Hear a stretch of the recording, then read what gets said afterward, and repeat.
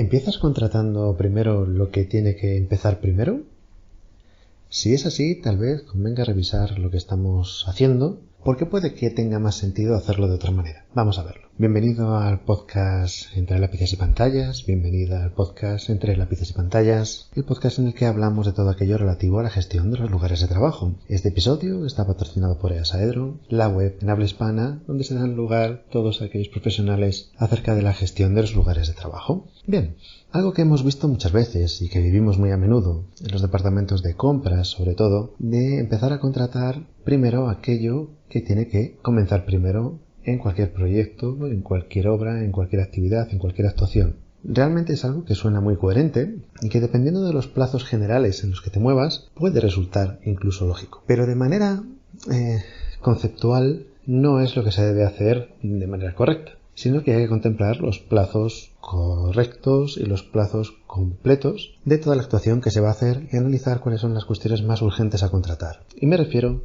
a que hay algunas cosas que tienen unos plazos muy superiores a otras, tanto de comienzo como de finalización. En algunas ocasiones hemos hablado ya de la importancia de contratar algunos servicios lo primero. En otras ocasiones se trata de partidas que se tienen que contratar con mucha antelación porque tienen unos plazos de entrega más largos que otras. Pongamos ejemplos concretos. En algunos sitios ocurre que las líneas telefónicas pueden tener unos plazos de comienzo de funcionamiento muy largos. Y es algo que en muchas organizaciones de un cambio de oficina o de un cambio de lugar de trabajo pues se deja de lado y acaba siendo un problema realmente grande y muchas veces sin solución. No sería la primera vez a lo largo de nuestra carrera que hemos visto oficinas que han hecho una obra, una implantación y luego han estado incluso varias semanas vacías sin poder utilizarse porque no tenían línea telefónica, simplemente porque las personas responsables de ese cambio de oficina, personas internamente responsables dentro de la compañía que se tenían que encargar de ese cambio de oficina, pensaron que la contratación de la línea telefónica o incluso de la contratación del suministro eléctrico en algunas ocasiones, pues se podía hacer al final y que iba a ser algo muy rápido. Y se centraban en el seguimiento de lo que eran los trabajos de obra. Se terminaba la obra, entonces llamaban a la compañía suministradora de telefonía o de electricidad o lo que sea en cada caso. Y les daban unos plazos pues de varias semanas que no esperaban recibir. Por tanto, con la obra terminada, con todo el estrés que ello conllevaba, pues al final no podían utilizar su oficina durante bastante tiempo debido a este problema. En proyectos concretos, en proyectos incluso de obra, es muy habitual también que los departamentos de compras empiezan a contratar aquello que tiene que comenzar primero. ¿Y qué ocurre? Pues llevando esa metodología es también bastante habitual que aquellas cuestiones que tienen que llegar al final se convierta en algo bastante crítico. Hemos vivido muchas veces, y cada vez es más habitual, que una contratación de un promotor o de un cliente hacia la empresa que se tiene que encargar de realizar los trabajos, o de la empresa contratista, o de la empresa de gestión, de management, o quien sea, pues suele firmarse con muy poca antelación respecto al comienzo de los trabajos. Esto significa que hay algunos de los trabajos que se tienen que contratar de manera muy inminente porque el comienzo tiene que ser también muy inminente. Pero ¿qué ocurre? Que muchas veces esos trabajos que tienen que comenzar tan inminentemente se pueden contratar también con bastante poca antelación, entre otras cosas porque el material que hace falta es bastante genérico o es bastante rápido de conseguir. Mientras que hay otras cuestiones, otras partidas que se tienen que fabricar, que dependen de unos plazos de fabricación mucho más largos. En algunas ocasiones ocurre que esos plazos tan largos son aproximadamente equivalentes a la duración total de los trabajos que se van a realizar. Si se contratan un poquito más tarde, la duración total de los trabajos se verá directamente influenciada por la duración de esa partida.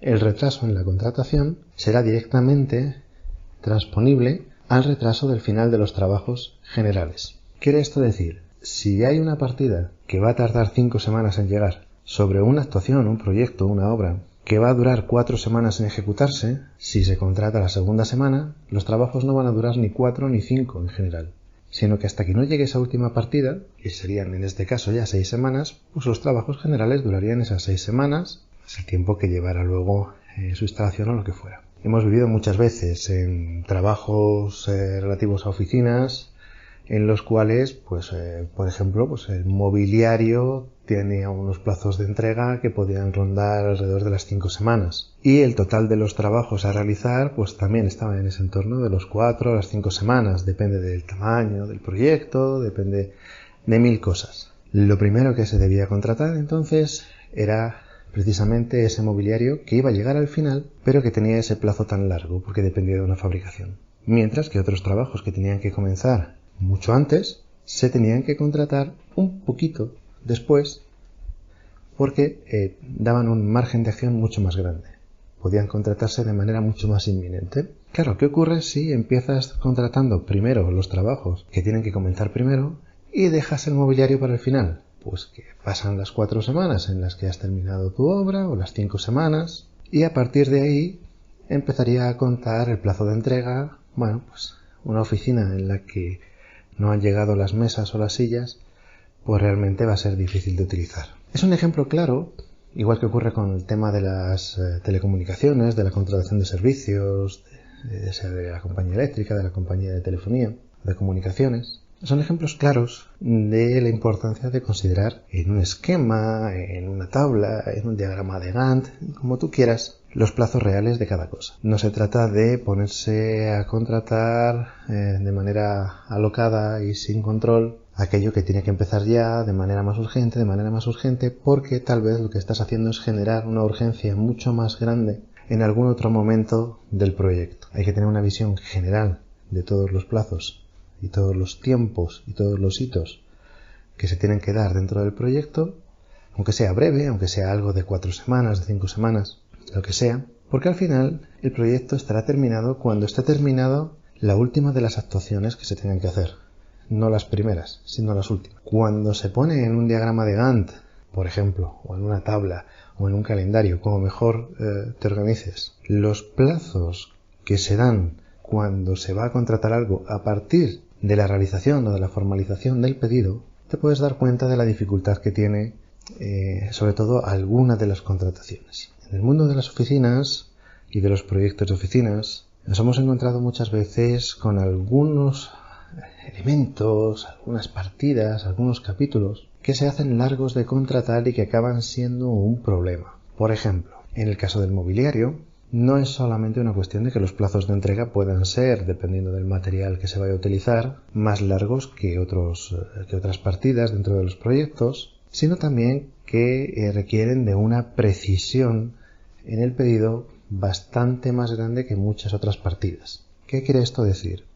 Bueno, pues quiere esto decir que no se puede contratar, por ejemplo, la compra de un mueble, de una silla, hasta que no está completamente definida su compra. Y completamente definida quiere decir que, por ejemplo, hay que elegir cuestiones como tipos de tejidos, de tapicerías, colores, cualquier cosa que haya que definir dentro del mueble para que se pueda realizar el pedido.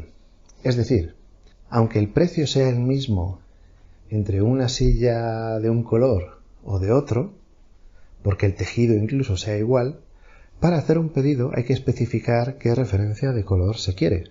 Esto significa, en muchos casos, una conversación con el cliente, una conversación con tu cliente interno, o si eres proveedor de servicios, pues con tu cliente externo, hasta que al final se decidan qué colores de sillería, o qué acabados de mesas, o cómo van a ser los tiradores del mueble de la cocina, o de las cajoneras o de los armarios, etcétera, etcétera. Hasta que no se define, hasta que no haya una aprobación, y eso suele requerir documentación, propuestas, reuniones, etc., no se puede formalizar un pedido porque el pedido tiene que fabricar al final lo que se haya hecho, lo que se haya querido, lo que se haya pedido. Entonces, si se quieren pedir sillas azules, pues se pedirán sillas azules. Si quieren pedir sillas amarillas o naranjas o verdes, pues se pedirán del color que sean, pero se tiene que elegir uno. Mientras que no se elija, no se pueden fabricar. ¿Por qué es interesante mencionar esto? Porque en muchas ocasiones, a la hora de hablar de precios, suele aparecer unos campos que son más difusos porque tienen el mismo precio para todos. Es decir, es muy fácil que en un proyecto, en un presupuesto de sillería, pues te diga, este precio vale para todas las sillas que tengan el tapizado del grupo B o del grupo 2 o de la categoría 2 y que da igual si es cualquiera de los tejidos que ese fabricante incluye dentro de esa categoría, y además dentro de cada uno de los tejidos pues tienen muchos acabados, tienen varios colores, etcétera, y como todos tienen el mismo precio, en el presupuesto que llega se mete pues todo dentro del mismo cajón. No te mandan un presupuesto o no envías tú tampoco un presupuesto muchas veces definiendo de entrada un color o unos acabados demasiado precisos, porque el cliente al final tiene que decidir a su gusto, ¿no? Claro, ¿esto qué suele ocurrir? Pues que esas partidas que están ahí incluidas se firman dentro del presupuesto, ¿vale? Presupuesto aceptado. Ese presupuesto suele llevar o conllevar unos plazos de entrega y una finalización de trabajos generales. Pero resulta que a partir de ese momento es cuando hay que empezar a definir esos acabados. Y eso a veces lleva bastante tiempo. Ocurre lo mismo que en otras partidas, como puedan ser a lo mejor elementos decorativos o pueden ser a lo mejor pues jardines verticales, la definición de los vinilos para las mamparas de cristal, este tipo de cosas que bueno, pues dentro de un precio te puedes manejar en diferentes diseños, en diferentes cosas, pero que al final para fabricarlo, para instalarlo, hace falta definir alguno. Y es a partir del momento de la aprobación en el que empiezan a surgir pues esas definiciones que pueden ser muy largas y que pueden conllevar un retraso respecto a las fechas previstas, que en algunos casos puede ser bastante significativo. Por lo tanto, hay que tener claro que la emisión de un pedido debe ser suficientemente completa y precisa, y que hasta que no exista esa completud y esa precisión, el pedido no se va a realizar, y que los plazos de entrega se suelen referir a partir de la fecha del pedido. Por lo tanto, en tus diagramas de Gantt, en tus calendarios, en tus tablas para tu proyecto, se tienen que definir unos plazos, tanto para las definiciones como para la emisión de los pedidos, teniendo en cuenta luego los plazos de entrega y de instalación que vengan después de esa realización de ese pedido. A partir de ahí, evidentemente, tus proveedores pueden retrasarse, pueden tener problemas, etcétera, etcétera. Y digamos, es algo que queda ya fuera de lo que sería tu control organizativo. Si a ti un fabricante te dice que vas a tener tus sillas dentro de 5 semanas y luego tarda 7, evidentemente no es un error de previsión tuyo, es un error de suministro del fabricante. Pero si a ti el fabricante te ha dicho que va a tardar 5 semanas en traerte esas sillas y tú las pides 2 semanas más tarde de lo que las deberías haber pedido, evidentemente el retraso de 2 semanas no es culpa de tu proveedor de sillería, sino directamente de que se ha retrasado la emisión del pedido. Y ese retraso puede ser o porque se ha dado prioridad a otros pedidos, o bien porque la definición no ha sido suficiente para poder emitir el pedido hasta demasiado avanzado el plazo. Es decir, ha habido un retraso en la emisión del pedido por el motivo que haya sido. Suele ser uno de estos dos. Por eso te recomiendo que revises esos puntos y que en las tablas de calendarios, en tus diagramas de Gantt, tengas siempre atención a esas cuestiones, porque al final te pueden suponer un problema, porque además efectivamente se refieren a algo que va al final, que suele ser lo más crítico, que es cuando ya pues llega el momento de, digamos, entregar las llaves de la oficina a su nuevo inquilino, a la nueva empresa que vaya a entrar o lo que sea, y pues cada día que se retrase pues es un día en el que no se entregan esas llaves o no se da ese ok, ese comienzo a la actividad o esa finalización a los trabajos, ¿no? Simplemente es algo que parece bastante sencillo, pero que en la práctica es muy habitual que o bien no se le preste la suficiente atención, o bien sea excesivamente complicada esa definición respecto a la conversación inicial entre clientes y proveedores para poder emitir esos pedidos de fabricación. Espero que te resulte útil, por lo menos entendiendo lo que es el concepto general. Llevarlo a la práctica es mucho más complicado de lo que suena, sobre todo porque las definiciones pueden ser bastante enrevesadas y sobre todo porque la toma de decisiones puede verse bastante complicada en función muchas veces de la tipología de esa toma de decisiones, si las toma una persona, si tienen que ponerse de acuerdo muchas personas, si la disponibilidad para que esa persona pueda decidir o ese conjunto de personas pueda decidir es fácil, o es un comité que se reúne una vez al mes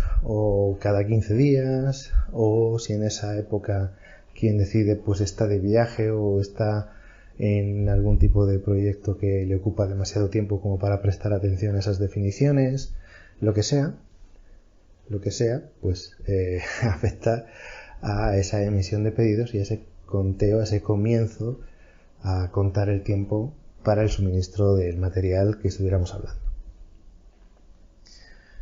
Seguimos adelante y nos escuchamos en el próximo episodio de Entre lápices y pantallas. Un saludo.